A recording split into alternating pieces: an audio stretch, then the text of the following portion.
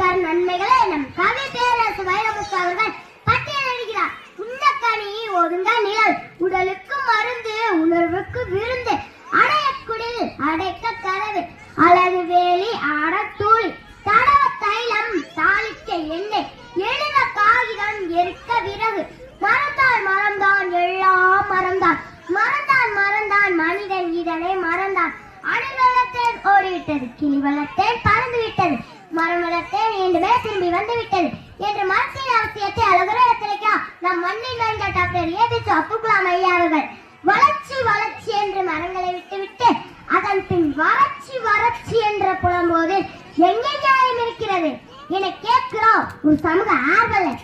நெகிழியை வாங்காதே, நம் பூமி தாங்காதே, நீ தூக்கி செல்லும் பாலித்தீன் பேக தேசத்தின் தூக்கு கயிர்கள் என்பதை மறந்துவிட வேண்டாம்.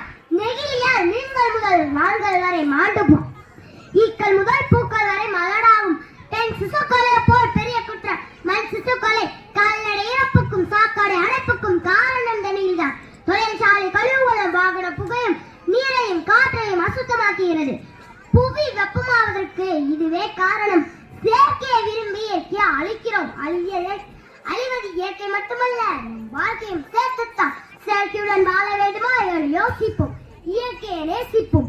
ஒவ்வொரு ஆண்டும் ஜூன் 5ஆம் நாளை உலக சுற்றுச்சூழல் தினமாக கொண்டாடுகிறோம்.